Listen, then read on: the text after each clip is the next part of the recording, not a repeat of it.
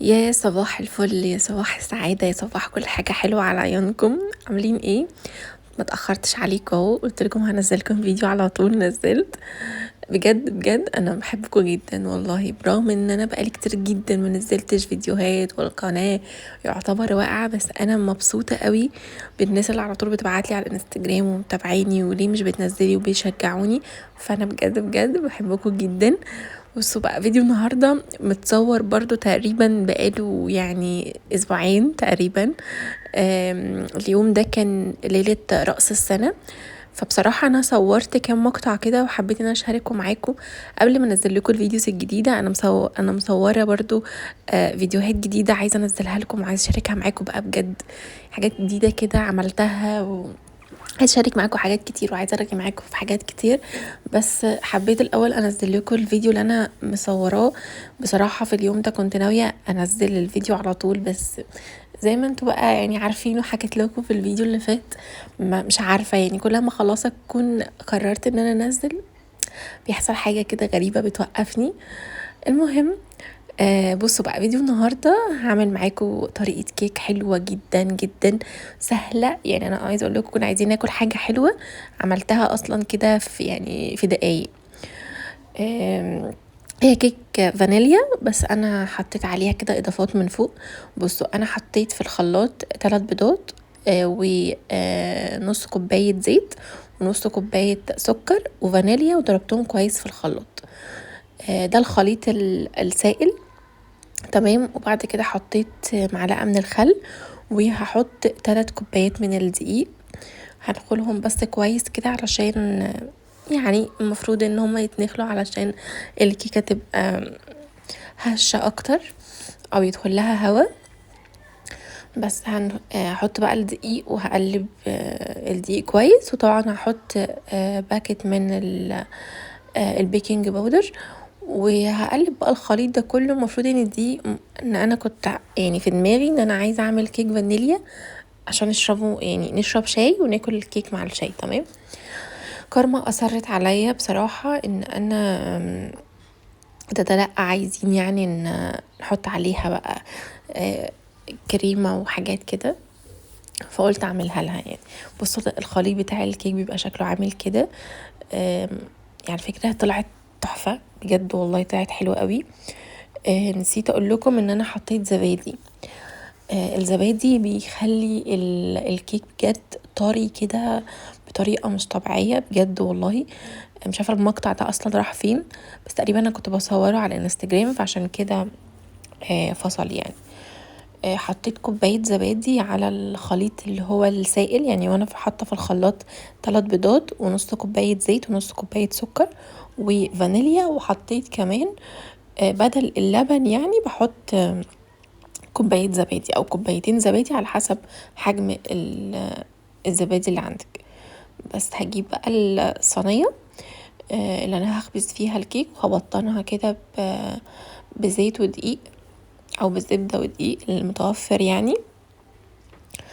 وحطيت الكيك بقى بتاعتي، اخبط خبطتين 3. مش عارفه انا ليه كنت بخبط هنا بذمه كده، مش فاهمه ليه بصراحه.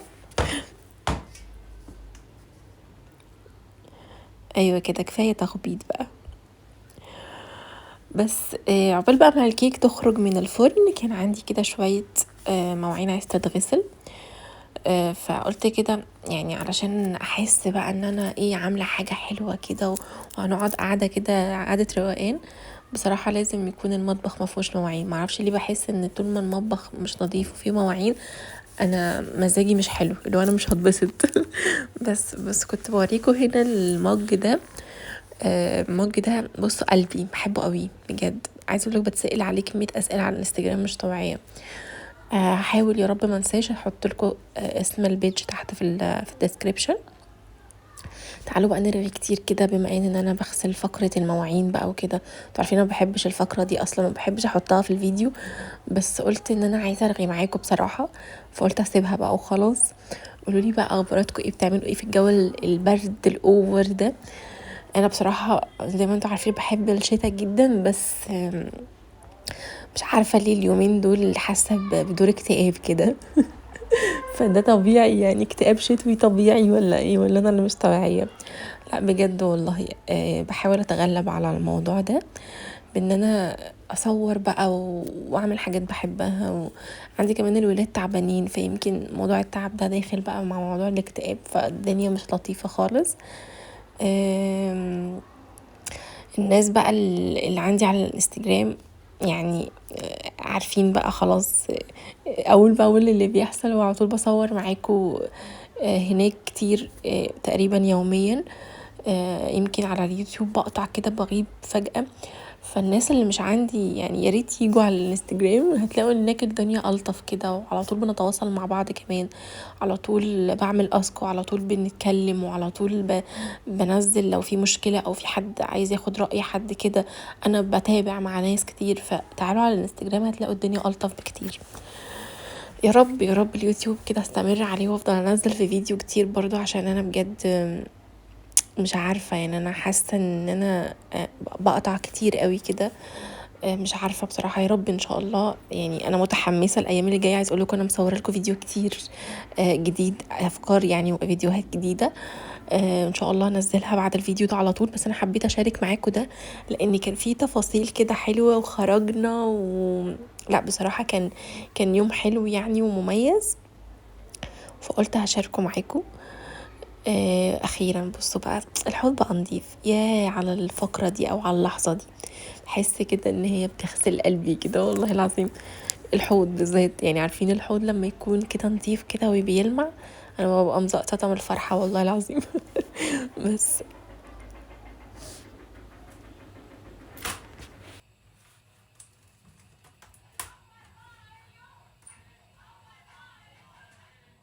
عملته ايه بقى في ليلة رأس السنة؟ انا اليوم ده كانت اليوم اللي هو قبل رأس السنة، اللي هو مش عارفة، مهم يعني ان احنا قضينا اليوم ده في البيت، وعملنا الكيك وقعدنا شوية وكده. وبعدين بقى تقريبا احنا ما نمناش في اليوم ده، او نمنا ساعتين حاجة كده يعني. وبعدين نزلنا خرجنا. آم، هوريكم صورت لكم كده شوية مقاطع كده من الاماكن اللي احنا رحناها يعني. بس المهم ان الكيك خرجت من الفرن. انا بعد ما خرجت من الفرن وهي سخنه كده، ابتديت ان انا اخرمها كده بعصايه الشيش تاووك، وحطيت عليها خليط لبن مع معلقه نسكافيه. سقيت بيها الكيك يعني. بس عملت بقى اللي هو الكريم شانتيه ده، كان عندي باكيتين من الكريم شانتيه، عملته بلبن كنت حاطاه في الفريزر. حسيت هنا ان هو تقيل شويه، فخففته بشويه ميه. بس هضرب بقى الكريمة كويس، والكريمة دي ما بتبقاش محتاجة سكر خالص، لان هي اللي هي كريم بتاع دريم بيبقى اصلا مسكر. فهحطه بقى وهزين بيه الكيك، وبعد كده هحط من فوق صوص كده، صوص القهوة. بجد الصوص ده رائع، انا بستخدمه في كل حاجة في حياتي تقريبا. يعني لو عملت كيك بحط عليه، على النسكافيه، على الايس كوفي، على يعني تقريبا انا يعني ممكن اكله كده من كتر حلاوته. هوريهولكوا دلوقتي. هضرب بقى الكريمة كويس بحيث ان هي تكون كده متماسكة، وبعدين هحط خليط الكريمة على الكيك بتاعتي اللي هي كيك الفانيليا. بصوا بقى الكيك كانت لونها فاتح وحلو قوي، عشان الزبادي على فكرة بيخلي لون الكيك فاتح، وبيخليها طرية جدا. هي مش كبيرة يعني، مش اسمها ايه، مش مرتفعة. انا حبيت ان انا ما اعملهاش مرتفعة، علشان عندي الولاد لما بيكون كيك هحط له اضافات وكده بيحبوها تكون رفيعة شوية، ما يحبوهاش تكون عالية. فانا كبرت في في مقاس الصينية، بحيث ان هي تكون رفيعة ما تكونش عالية.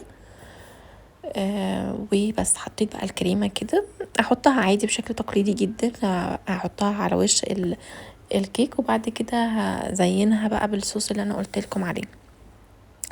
جربوها بجد حلوة قوي. وما بتاخدش وقت خالص خالص، في اي وقت كده. انتوا عارفين الشتاء بتحسوا ان انتوا بتيجوا الساعة 12 واحدة 2 الفجر، المواعيد الغريبة دي بتبقوا جعانين وعايزين حاجة حلوة كمان. فبجد من الحاجات اللي يعني اللي مش تاخد منكم وقت، لو انتوا طلبت معاكم حاجة حلوة بالليل او كده تعملوها، هي بجد كيك دي حلوة قوي يعني. ميكس كيك الفانيليا مع الكريمة مع القهوة، الاتنين كده عاملين ميكس حلو قوي. مش عارفة، هنا انا قعدت افرد في الكريمة كتير قوي، مش عارفة ليه، ايه الفكرة بقى؟ يعني قعدت افرد كتير. هقعد برضو افرد تاني، لا اله الا الله، مش عارفه مالي في ايه. بصوا، تقريبا انا نسيت اسرع الحته دي. ساعات كده بيسقط مني حاجات في المونتاج، عادي يا جماعه، عدوها لي عادي عادي. يمكن عشان بقالي كتير ما نزلتش فيديوهات فنسيت تقريبا يعني. اهو ده صوص القهوه اللي انا بقول لكم عليه. انا كنت بجيب من الاول من نفس البراند دي الصوص الكراميل، كان برضو بيبقى حلو جدا، كنت بجيبه عشان السينابون. القهوه بقى ليه كده طعم كده رهيب يا جماعه، بجد حلو قوي قوي يعني، جبار بصراحه. جربوه، جربوه اللي هو بطعم الحبوب البن او القهوه، هيعجبكم قوي. بس والكيك اصبحت جاهزه. مش عارفه، انا حاسه ان انا خدت في فقره الكيك دي كتير قوي، يعني احنا دلوقتي الدقيقه ال11 تقريبا، فحاسه اني اديتها اكتر من وقتها يعني، بس معلش معلش. بصوا بقى حلاوه الكيك، بجد تحفه، وطعمها كان رائع، وسكرها كان قليل. فاكتر حاجه عجبتني ان هي سكرها مش شديد قوي، لان انا مش حاطه سكر في الكيك كتير. والكريمه طبعا ما حطيتلهاش سكر، هي اصلا كده كده اوريدي بتبقى مسكره. وصوص القهوه بقى عامل كده معادل للطعم، انتوا فاهمين، مقلل كده السكر كده، السكر بتاع الكريم شانتيه. القهوه بقى كسر السكر ده، مش عارفه انتوا فاهميني ولا لا. المهم ان هي طعمها حلو، فاعملوها بقى يعني هتعجبكم. بس هنا بقى كنت بوريكم الكيك بعد ما قطعتها. هي الكيك كانت من جوه حساها نافشه شويه عن الحروف، فمش عارفه بصراحه ايه الفكره، بس كان طعمها حلو. ليه بقى؟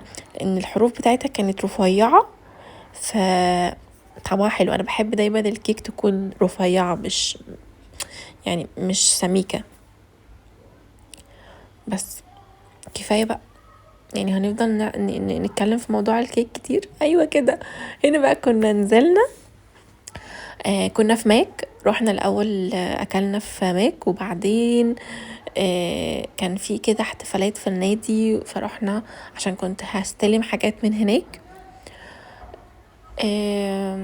بصوا، هو تقريبا اليوم ده، عشان انا بصوا اختلط عليا المواضيع كده، اليوم ده ما كانش ليلة رأس السنة، كان قبلها بيوم. لاننا ليلة رأس السنة المفروض ان احنا خرجنا، رحنا زايد، في عارفين كابيتال، وحصل كده حوارات وبتاع، احكي لكم عليها يعني. بس اليوم ده ما كانش ليلة رأس السنة، انا افتكرت دي كانت قبلها بيوم. بس فهنا كنا احنا في ماك، وبعدين خلصنا بقى ورحنا كملنا بقية اليوم. كان ساعتها في ماتش تقريبا، ايوه كان في ماتش، ورحنا اتفرجنا عليه في النادي. كانوا هناك برضو في النادي عاملين احتفالات كده بسيطة، وانا كنت طالبة حاجات من هناك، فكنت رايحة استلمها، عايزة اوريها لكم حاجات تحفة.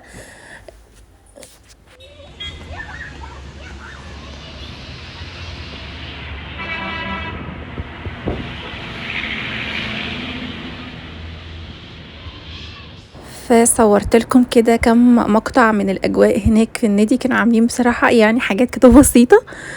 الجو برد جدا، انا بجد بسجل لكم الفويس اوفر انا اصلا في البلكونه، وعايزه اقول لكم بتكتك وحالتي حاله. بس انا بحب الاجواء، الجو برد كده، وبقعد في البلكونه بصراحه. المهم بصوا، هنا كنت في النادي، حبيت بس اصور لكم الحاجات اللي انا جبتها. اللي متابعني من على الانستجرام هيكون شايف الحاجه دي. دي في بيدج كده على الفيسبوك وعلى الانستجرام بتبيع اكسسوارز ومخمريات بقى ومرطبات، وبصوا حاجات كتير جدا. عندهم كوليكشن حلو قوي قوي. هما البنتين دول صحابي على فكرة، بس هما بيكونوا عاملين زي اوبن داي كده في النادي، فانا لما بعوز حاجة بروح استلمها منهم هناك. بصوا بقى المخمريه اللي انا وريتها لكم من شويه دي رائعه بجد، حاجه كده وهم يعني فوق ما تخيلوا. هي ملمسها كده زي الزيت شويه، بس ترطيبها عالي جدا وريحتها تحفه. كمان عندهم اكسسوارز حلوه قوي. بص جبت من عندهم الدبله دي، وكمان عايزه اقول لكم الكريم اللي انا وريته لكم من شويه ده حاجه كده زي مزيل، فيه شابة وكمان ريحته حلوة جدا وبيقعد فترة طويلة جدا. عايز اقول لكم بجد رائع، يعني بتاخدوا منه نقطة بس كده بيقعد معاكم تقريبا 24 ساعة او 48 ساعة كمان. فبصراحة حلو جدا، يعني عشان لو عايزين تاخدوا سكرين شوت هسيب لكم كمان الاكونت بتاعهم تحت في الديسكريبشن بوكس. ادخلوا اتفرجوا على الحاجة اللي عندهم، هيعجبكم حاجات كتير قوي. الميزة كمان عندهم ان هم عندهم حاجات كتير، يعني مش هتزهقوا ومش هتملوا، اللي هو اكسسوارز بقى وميك اب وديكورات وحاجات كتير. ادخلوا كده خدوا جولة هيعجبكم جدا. بس وصورت لكم بقى الاجواء بقى في كابيتال يوم رأس السنة او ليلة رأس السنة. حبيت كده اخدكم كده جولة معايا هناك. بصراحة الاحتفالات كانت حلوة برغم ان هي كانت زحمة اوفر، بس الاجواء هناك والتصوير والكلام ده كان بصراحة حلو جدا.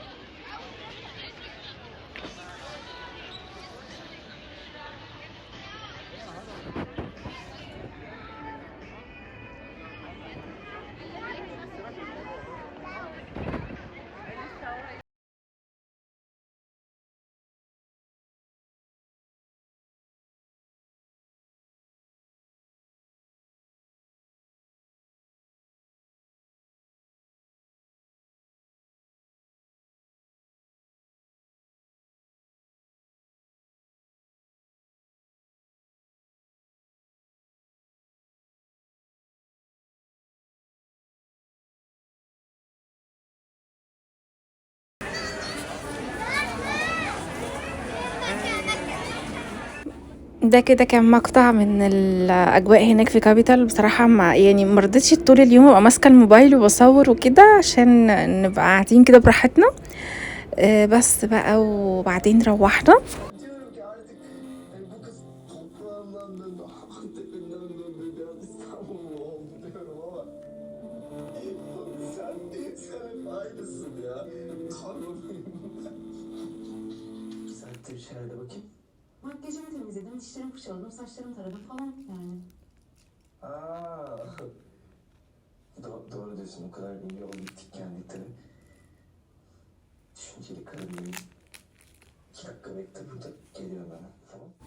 وبس كده خلص اليوم الحمد لله على خير. بصوا انا فيديو النهارده حاولت اجيب لكم كل الحاجات اللي انا كنت مصورها لكم قبل كده علشان ان شاء الله بقى الفيديوهات اللي جايه هتبقى كلها فيديوز جديده. متحمسه جدا ان انا اوريكم الحاجات الجديده اللي انا عملتها. عملت تجديدات حلوه جدا في الشقه هتعجبكم. الفيديو اللي بعده هنعمل مع بعض برضو البلكونه كده، واوريكم الزرع الجديد واوريكم عملت ايه في المطبخ. فاستنوا الفيديوهات الجايه، انا واثقه جدا ان هي هتعجبكم باذن الله. شجعوني كده بقى واعملوا لي لايك حلوة واعملوا كومنتات كتير، واشوفكم ان شاء الله على خير في الفيديو الجديد. ويلا مع السلامة.